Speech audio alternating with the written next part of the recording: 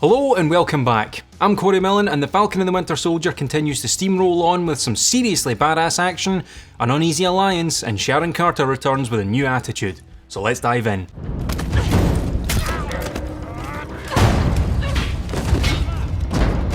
Episode 3 is undoubtedly the show's best yet, with the perfect blend of character development, plot advancement, and some of the MCU's most vicious action to date. Sam and Bucky's dynamic is at its most entertaining here too, with some of the childlike bickering they do revealing that there is real tension underneath, especially when the subject of the shield comes up, with Bucky saying he would sooner take the shield himself than let Sam destroy it. After hypothetically breaking out of prison with no help from Bucky whatsoever, Zemo, now going by his full official title of Baron Zemo, joins up with Sam and Bucky as their sassy third wheel. This shifts the power dynamic as well, as he is fully aware of how desperate they are.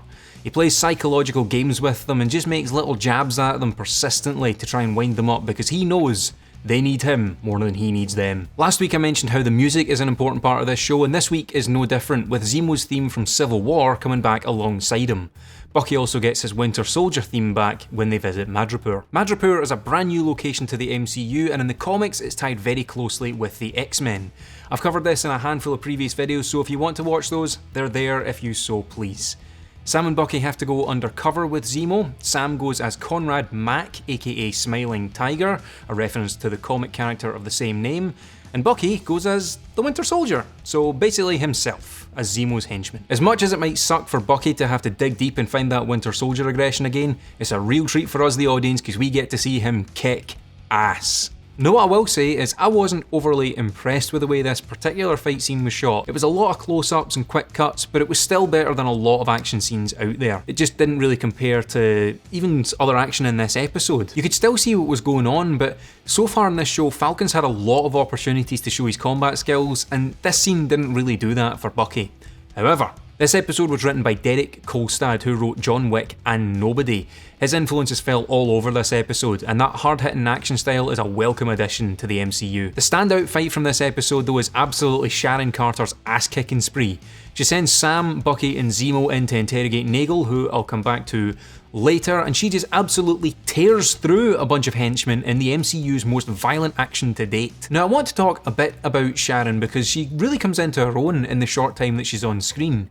We learn that she's been on the run since Civil War and has become very bitter, as while Sam and Bucky had their Avengers background as a safety blanket, she didn't and is still an enemy of the state. I stole Steve's shield, remember?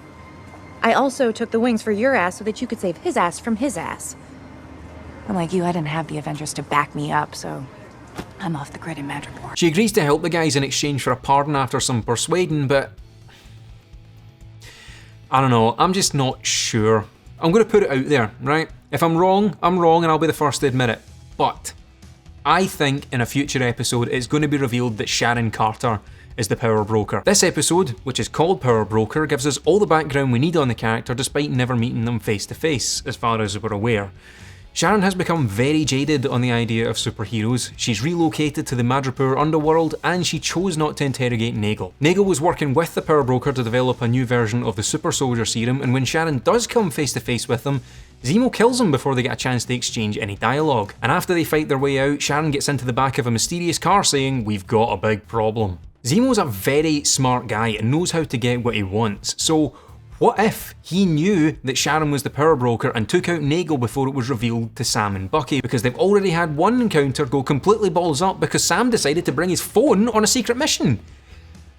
What were you thinking, Sam? Now let's talk about Nagel, because while his time in the MCU is short-lived, he gives us a lot of background. He was hired by the CIA after Hydra fell to continue work on a Super Soldier Serum, and was given samples of Isaiah Bradley's blood to reverse engineer it from. He name drops Abraham Erskine, who gave Steve Rogers his Super Soldier Serum, but says that his version is going to be much more subtle and optimised, meaning that anyone who has it won't be absolutely jacked like Steve Rogers, nor will they need a massive machine to have it administered. One thing this show does really well is humanising its villains. Carly Morgenthau wanted to be a teacher and genuinely cares about helping people. She just has a bit of a forceful way of going about it.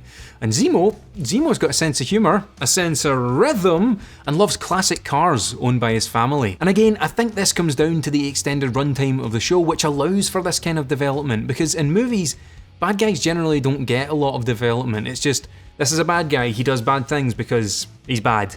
I also think it's interesting that there's a fun little swap going on here. Zemo, historically bad, has a line with the good guys, if only temporarily, and Sharon Carter, historically good, seems to have some shady stuff going on and may in fact be a baddie, the power broker, as I've mentioned. John Walker largely gets sidelined in this episode, although we do get one scene of him starting to lose it, especially in this shot. That shallow depth of field is a really common way to show someone at the very edge of their sanity. And I like the ad at the start of the episode for the Global Repatriation Council. It had very similar vibes to the uplifting COVID ads we got from the middle to the end of last year. And with the vaccines from last episode, all of this seems oddly familiar despite being completely new. And that's all I've got for you. It was a packed episode, and like I said earlier, this was the show's best yet. And I think we've actually seen most of, if not all, of the trailer footage now, so I'm watching along with you as I've got nothing to guide nor inform me going forward. I'm hoping this episode's blend of character, plot and action carry forward into the second half of the season, which I can't believe we're already halfway through this show. I'm sorry Marvel, but we're just going to need more episodes. 6 weeks ain't enough, and the days between the episodes feel like they're getting longer and longer, and I am not okay with it. So what did you think of the episode? You know fine well that I thought it was the best one yet, so leave a comment and let me know. I've been Corey Millen, thank you for watching, and I'll see you next week.